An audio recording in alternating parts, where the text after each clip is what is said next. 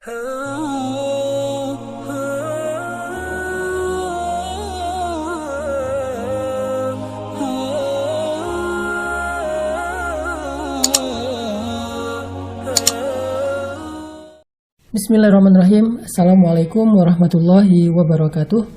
Teman-teman sekalian, alhamdulillah kita ketemu lagi di program tausiah menjelang berbuka puasa. Hari ini saya pengen ngajak kita mentadaburi tentang ayat dan hadis-hadis tentang gimana caranya menikmati ibadah sholat. Karena salah satu di antara amal yang istimewa di bulan Ramadan itu adalah Qiyamu Ramadan, atau kita menyebutnya dengan istilah sholat tarawih. Nabi SAW bersabda, "Man qama Ramadan imanan wahtisaban, ghufira lahu ma taqaddama min dzambih." Siapa yang mendirikan sholat-sholat di malam Ramadan, maka diampuni seluruh dosa-dosanya yang telah lalu. Ini menunjukkan bahwa sholat termasuk salah satu amalan yang sangat istimewa di bulan Ramadan. Dan di bulan Ramadan kita menyebutnya dengan istilah sholat tarawih, sholat santai. Nah, pertanyaannya, apakah sholat tarawih kita sudah benar-benar menjadi sholat santai? Apakah sholat-sholat kita setelah tarawih seperti sholat wajib, sholat sunnah, udah benar-benar bikin jiwa kita bisa ngerasain santai? Karena tarawih itu dari kata roha. Roha itu terus jadi bahasa Indonesia rehat. Berarti sholat tarawih itu adalah rohatun nafs, sholat rehatnya jiwa. Nah, gimana caranya biar sholat itu kerasa di hati kita, sehingga jiwa kita bisa menjadi rileks dengan ibadah sholat. Atau sebaliknya, ketika kita sholat, jiwa kita menjadi terusik, kita jadi terganggu, kita jadi terbeban. Hari ini saya pengen kita tadaburi beberapa ayat dan hadis tentang cara rileks di dalam sholat, atau menjadikan sholat kita sebagai rohatun nafs, istirahat jiwa. Yang pertama, kita bacakan dulu ayat Allah di dalam surat Al-Mu'minun. Allah Subhanahu wa taala berfirman, "A'udzu billahi minasy syaithanir rajim. Bismillahirrahmanirrahim. Qad aflahal mu'minun alladzina hum fi salatihim khashi'un." Sungguh beruntung orang-orang yang beriman, yaitu orang yang di dalam sholatnya dia bisa merasakan khusyuk. Gimana sih cara biar kita bisa khusyuk sehingga sholat kita bisa menjadi rohatun nafs, istirahat bagi jiwa? Kata para ulama, khusyuk itu diraih dengan banyak hal. Faktornya itu banyak. Salah satunya adalah kalau kita bisa sholat dengan ihsan. Apa itu sholat dengan ihsan? Seperti kata Nabi, "Anta budallah ka'annaka tarah, fa'il lam takun tarah fa'innahu yarak." Beribadah atau sholat seolah-olah kita ngelihat Allah. Kalau kita nggak bisa ngerasain bahwa seolah-olah kita ngelihat Allah, yakinlah Allah melihat kita. Jadi cara untuk sholat yang rohatun nafs, yang bisa rehat bagi jiwa, itu adalah ketika kita mau sholat, kita niatkan bahwa kita mau ketemu Allah. Kita niatkan kalau kita tuh mau ketemu dengan pencipta langit dan bumi. Bukan sekedar mau melakukan satu gerakan tertentu seperti berdiri, ruku, sujud, dan duduk. Bukan. Tapi kita pengen ketemu dengan Allah.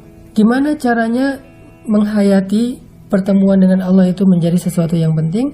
Caranya kita harus merasakan fakir di hadapan Allah. Antumul fuqara'u ilallah. Kalian itu semuanya fakir di hadapan Allah. Maksud fakir, butuh kepada Allah. Sekarang pertanyaannya, siapa di antara kita yang ngerasa gak butuh sama Allah? Siapa di antara kita yang ngerasa gak punya masalah untuk ditolong sama Allah? Siapa di antara kita yang ngerasa gak punya harapan untuk meminta kepada Allah? Semua kita punya masalah, semua kita punya hajat, semua kita punya harapan, dan satu-satunya yang bisa menolong kita dalam masalah kita, yang bisa memenuhi harapan-harapan kita, hanyalah Allah. Sehingga ketika kita dipanggil untuk sholat, ketika kita melaksanakan ibadah sholat, baik itu berjamaah atau sendiri, kita datang kepada zat yang kepadanya kita akan meminta banyak pertolongan dan kebaikan. Nah, pertemuan dan perasaan fakir inilah yang coba kita bangun ketika kita sholat. Nabi SAW menyebutnya dengan istilah ihsan. Anta budallah ka'annaka tarah. Beribadah kepada Allah seolah-olah kita ketemu sama Allah. Sehingga pas kita sholat dengan perasaan bahwa kita ketemu dengan Allah, kita udah gak ingat yang lain karena kita lagi fokus mau meminta banyak kebaikan kepada Allah. Kita lagi fokus meminta pertolongan kepada Allah. Kita lagi fokus dengan masalah-masalah yang kita pengen adukan kepada Allah. Sehingga kita gak akan ingat yang lain kecuali, ya Allah, saya lagi punya banyak masalah nih, dan Engkau satu-satunya harapan saya. Iyyaka na'budu wa iyyaka nasta'in. Ini yang dimaksud oleh Nabi dengan kalimat ihsan. Beribadah atau sholat dengan perasaan pengen ketemu dengan Rabb yang kepadanya lah kita menggantungkan banyak harapan dan doa. Makanya Allah Subhanahu wa taala berfirman di dalam Al-Qur'an, "Ya ayyuhalladzina amanu ista'inu bis-sabri was-shalah. Innallaha ma'as-sabirin." Wahai orang yang beriman, mintalah pertolongan kepada Allah dengan sabar dan sholat. Dan sesungguhnya Allah bersama dengan orang-orang yang sabar. Allah nyuruh kita minta pertolongan dengan sholat salah satunya. Makanya kita coba rasain, sholat ini adalah jalan datangnya keajaiban. Sholat ini adalah jalan datangnya pertolongan dari Allah. Sholat ini adalah media komunikasi saya dengan Allah. Sholat ini adalah cara saya curhat dan mengadu kepada Allah. Itu yang kita hadirkan yang disebut dengan kata ihsan. Kalau kita bisa ihsan, bertemu dengan Allah di dalam sholat dengan perasaan bahwa kita butuh Allah, nahnu fuqara'u ilallah, insya Allah kita akan merasakan khusyuk. Dan khusyuk itulah inti dari rahatun nafs fis sholah, rehatnya jiwa di dalam ibadah sholat. Saya teringat dengan bahasa Nabi SAW ketika Nabi lelah dengan pekerjaan beliau, capek menggali parit Khandak ketika mau terjadi perang Ahzab. Kemudian ancaman orang-orang kafir Quraisy juga semakin dekat ke kota Madinah. Kemudian bulian dari orang-orang munafik juga luar biasa kencengnya. Nabi merasa lelah jiwanya dan lelah raganya. Maka Nabi SAW meminta kepada Bilal untuk mengumandangkan azan. Nabi nggak mengatakan, ya Bilal azin, wahai Bilal azan, bukan. Tapi Nabi mengatakan, ya Bilal arihna bis sholah, wahai Bilal istirahatkan kami dengan sholat. Apa maksud istirahatkan kami dengan sholat? Maksudnya Nabi itu kalau udah sholat merasa bisa rohah, bisa rehat. Dan itulah yang menjadi inti dari ibadah sholat. Ketika kita bisa merasakan rohatun nafs, ketenangan jiwa, kenyamanan, istirahat. Kemudian kalau kita misalnya membedah di antara bacaan-bacaan yang terkandung di dalam ibadah sholat, sehingga kenapa sholat ini bisa menjadi rohatun nafs, menjadi rehat jiwa adalah salah satunya karena di dalam sholat itu ada zikir. Bukankah Allah Subhanahu wa taala berfirman, "Ala bi dzikrillahi tatmainnul qulub?" Bukankah dengan mengingat Allah hati akan menjadi tenang? Zikir apa? Banyak. Ada doa iftitah, itu isinya zikir. Ada bacaan Al-Quran, isinya juga zikir. Al-Fatihah isinya zikir. Ayat-ayat yang lain isinya zikir. Ayat kursi isinya zikir. Kemudian ketika kita ruku isinya zikir. I'tidal zikir, sujud zikir, tahiyat zikir, sampai salam zikir. Sehingga zikir-zikir yang terangkum dalam satu ibadah ini harusnya membuat hati kita menjadi tenang kalau kita memaknainya dengan benar. Kita fahami apa maksud dari kalimat-kalimat itu. Apa maksud dari kalimat iyyaka na'budu wa iyyaka nasta'in? Apa maksud dari kalimat Allahu la ilaha illahu al hayyul qayyum kalau kita baca ayat kursi? Apa maksud dari kalimat Rabbana lakal hamdu hamdan katsiran thayyiban mubarakan fih? Apa maksud dari kalimat Rabbi firli warhamni wajburni warfa'ni warzukni wahdini wa'afini wa'fu anni? Semua zikir-zikir yang kita baca di dalam sholat itu adalah obat untuk hati yang gelisah, obat untuk hati yang gundah, obat untuk hati yang galau, obat untuk hati yang merasa kecewa, sedih, hazan, untuk hati yang merasa terluka. Obatnya adalah zikrullah yang terkandung di dalam ibadah sholat. Makanya tugas kita adalah pertama, ketika kita mau sholat, coba hadirkan rasa bahwa kita mau ketemu sama Allah dan Allah satu-satunya harapan kita dalam semua masalah kita. Satu. Kedua, pas mau sholat kita coba merasa bahwa kita emang butuh Allah. Karena kalau kita sholat dalam keadaan kita ngerasa nggak butuh Allah, kita bisa nyelesain sendiri, ya kita nggak akan ngerasa ihsan bertemu dengan Allah.